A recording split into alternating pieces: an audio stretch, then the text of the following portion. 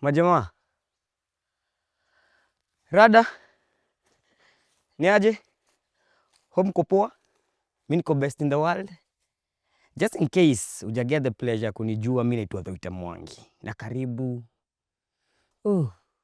kwa nature, kwenye miti. Yes, naitwa Thuita Mwangi, Thuita with an A. Tuko pamoja, na hiyo A ishikilie kwa sababu itakuwa relevant sana kwa history na tutaiguzia hapo hivyo mbele. Lakini usipanic, I got you. Wazi? Welcome yet to another episode of The Memory Keepers, where we take you chapter by chapter in the life of Wangarĩ Muta Maathai. Here, we get to learn more about her and learn a little bit vitu mbili tatu that we can use to improve our lives and era. Hapa ni ma-highlights peke yake, zile slapping sips za chai moto. Both Memory Keepers and Too Early for Birds are brought to you by Story Zetu. If you didn't know, si sasa you know. Ama ni aje? Aya, si back to business. Tuingie biashara, tuanze fanya shughuli mbio mbio. Camera, lights and action. Juu nimesema action. Koja. Zile slapping sips za chai moto. Zile slapping sips za chai moto. Thank you for joining us. Karibu sana.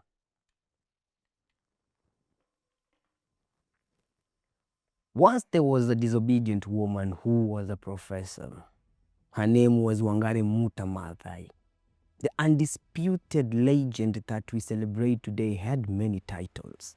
Professor, daktari, chairman, divorcee, mwenda wazimu, manga. But today we are going to take a different scenic view through the jungle of her life. Names.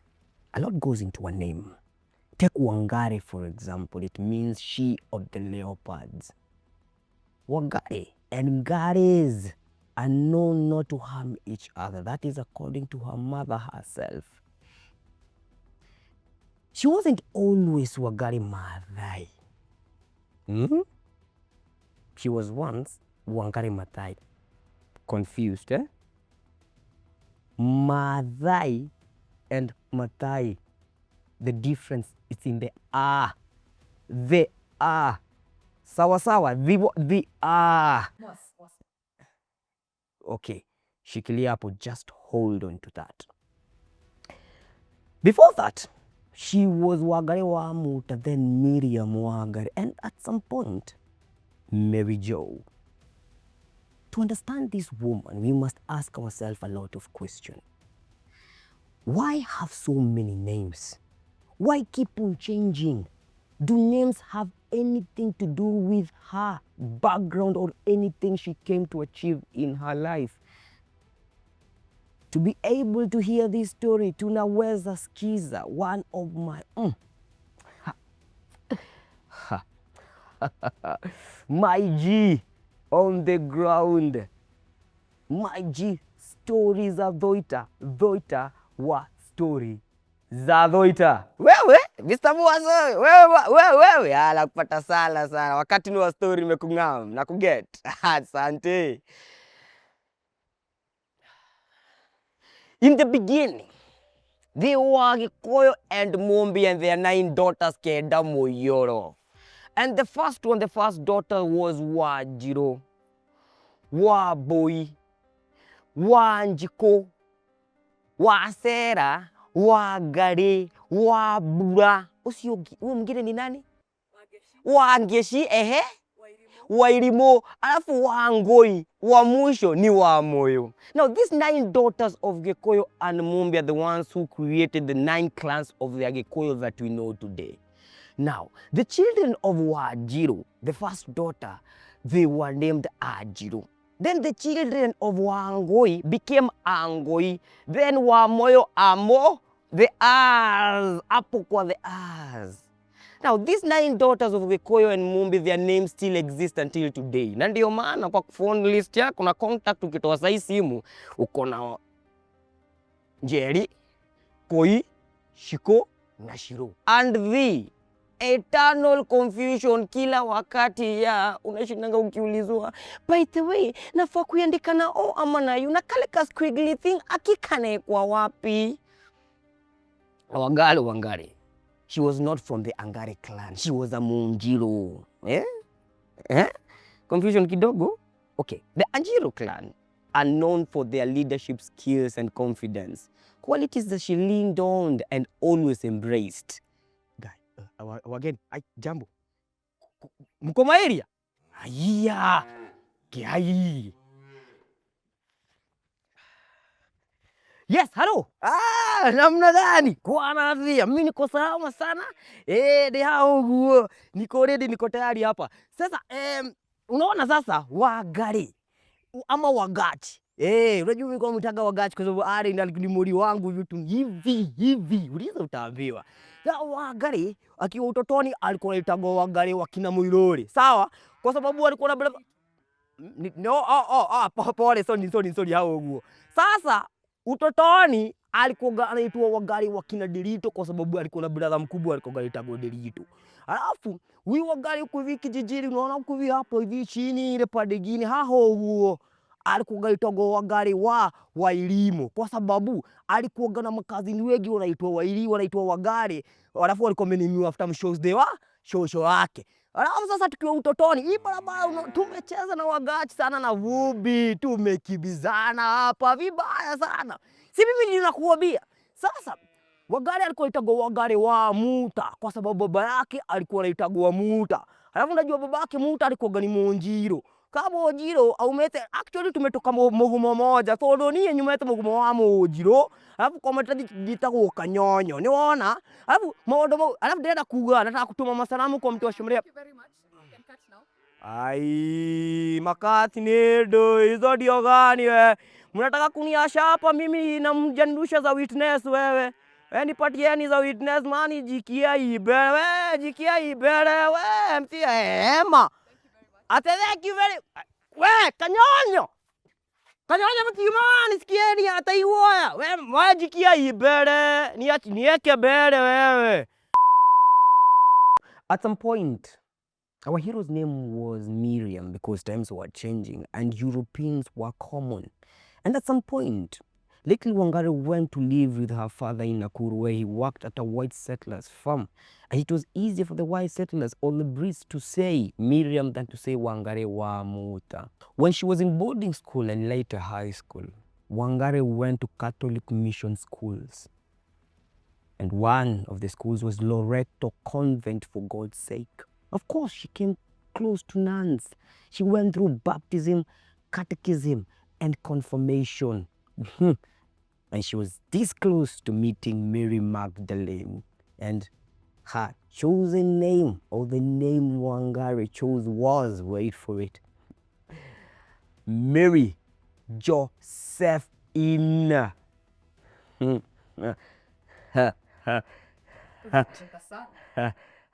Yes. Even with the many names that she had, Wangarĩ had to face the reality and the harsh reality of that time. Remember, we said that Wangarĩ's father worked for a white settler's farm in Nakuru. The Mau Mau uprising was happening in the 1950s. Boarding schools could shelter Wangarĩ, but she needed to go back home for her holidays. And that is when she came face to face with the harsh reality of the concentration camps that had been designed by the British colonialists to oppress us Africans. Wangarĩ, her mother and the neighbors were kicked out of their land and forced into a labor camp. Then later, Wangarĩ went to visit her father in Nakuru, and she was arrested and put in a cell. A child in a cell with school uniform was so stupid that the other innocent inmates started making fracas and ruckus about it.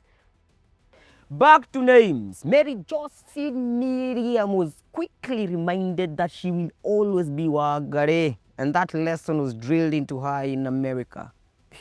America will always appear anywhere, either kukuwe kuko na oil or not. And America is the empire that took over after the British lions were slaughtered by the real Kenyan lions. Wangarĩ was the beneficiary of the Mboya Kennedy airlifts. They lifted her all the way from Kenya to New York to Kansas at Mount St. Scholastica Benedictine College in Kansas. And that is where she met another dilemma about her name. Was she Miss Wangarĩ or Miss Muta? Calling herself Miss Wangarĩ meant that she is her own daughter, and change needed to be done. Upon coming back to Kenya, a lot of changes happened in her life. She got employed as Wangarĩ Mary Josephine Muta. And in between, there is a PhD there that makes her Daktari Dr. Wangarĩ. Then she met Baba Yao, Bazu, entrepreneur, businessman by the name, title, Shango na nderemo na makofi,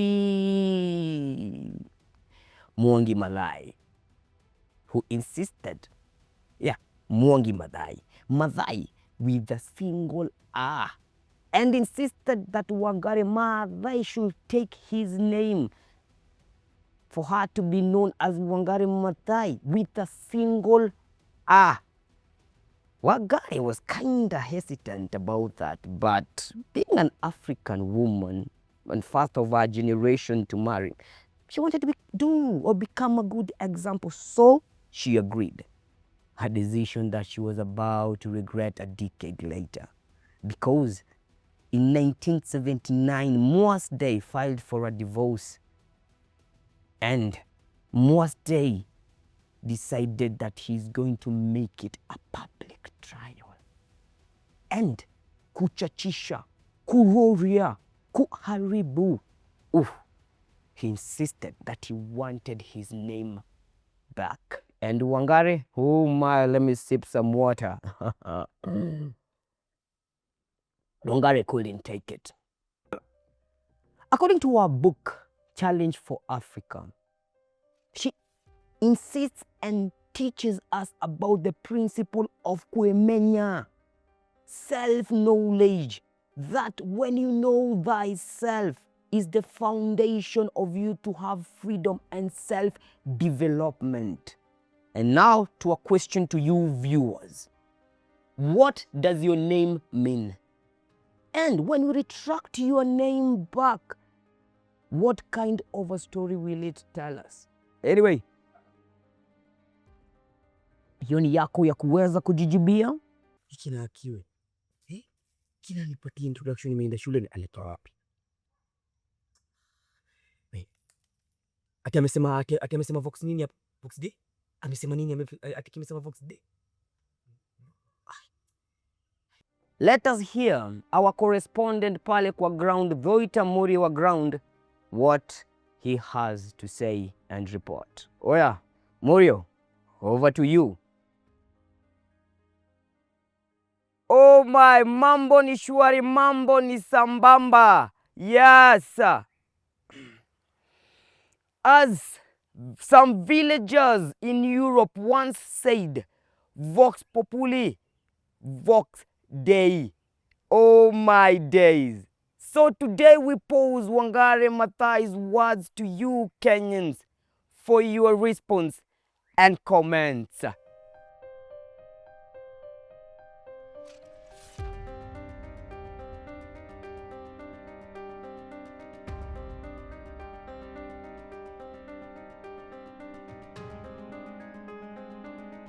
So, what is your response to that?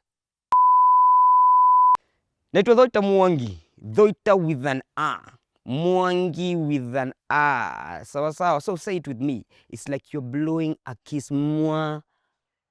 Ngi. Ngi. Ngi. 'Cause I'm fly. You get it? Kai. Wa Mwangi. Yaani unadai kuniambia mimi nashare jina na ule jamaa mwenye alifumble badi we. Yaani Mwangi na fambulaji, unaweza fambulaji badi kama Wangarĩ Maathai. Shuri umatrees. Yaani kuongea ukweli.